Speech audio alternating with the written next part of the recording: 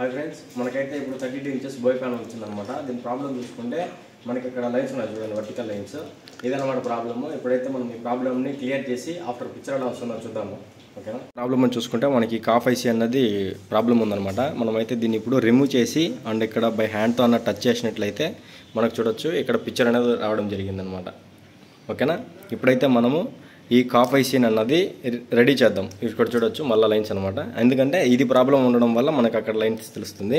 నేను ఇక్కడ హ్యాండ్తో టచ్ చేశానంటే మనకు అక్కడ పిక్చర్ అన్నది క్లారిటీగా వస్తుంది. చూడొచ్చు ఉచ్చిపోతుంది అనమాట. చూడండి, ఇప్పుడైతే పిక్చర్ అనేది స్టేబుల్ అయింది. అంటే నేను ఇక్కడ ప్రెస్ చేసి పట్టుకున్నా, స్టేబుల్ అయిందనమాట. ఇప్పుడైతే మనము ఈ కాఫ్ ఐసీని చేంజ్ చేసి ఆఫ్టర్ మనకు ఇక్కడ టోటల్ ఇటు సైడ్ పిక్చర్ వస్తుందో లేదో చూద్దాం. ఫ్రెండ్స్, ఇప్పుడు చూడొచ్చు మనమైతే ఈ ప్యానల్ అనేది రిపేర్ చేసామన్నమాట. అంటే ఇటు సైడ్ లైన్స్ వస్తున్నాయి కదా, ఇక్కడ టచ్ చేసి పెట్టుకుంటే పిక్చర్ వచ్చింది. అంటే మనకి ఐసీ ప్రాబ్లం అని చెప్పాను కదా, ఈ ఐసీ అన్నది ఇది ఎప్పుడైతే మనం రీప్లేస్మెంట్ చేసామన్నమాట ఈ ఐసీని. ఎప్పుడైతే బోర్డుని అయితే స్టాండ్ నుంచి రిలీజ్ చేసి పిక్చర్ చెక్ చేద్దాం వస్తుందో లేదు. చూడొచ్చు ఇక్కడ హైయర్ అనేసి పెద్దదన్నమాట. ఇప్పుడైతే మనం ఏంటి ప్రాబ్లం అని చూసుకుంటే ఈ ఐసీని రీప్లేస్మెంట్ చేసిన తర్వాత మనకి అనేది పిక్చర్ వచ్చిందనమాట. ఇంతకుముందు ఇక్కడ వర్టికల్ బార్ లాగా వచ్చింది. ఓకేనా?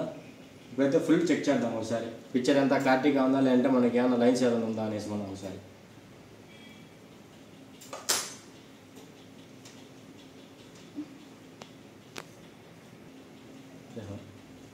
ఇక్కడ చూడండి, మొత్తం అయితే ఇప్పుడు మనకు పిక్చర్ అనేది క్లారిటీగా ఉంది. ఎక్కడా కూడా మనకు లైన్స్ అన్నది ఏం లేదనమాట. ఇంతకుముందు ఇక్కడ సగం పిక్చర్లో లైన్స్ ఉన్నాయి కదా, ఇలాగా అంతా క్లియర్ అయిందనమాట.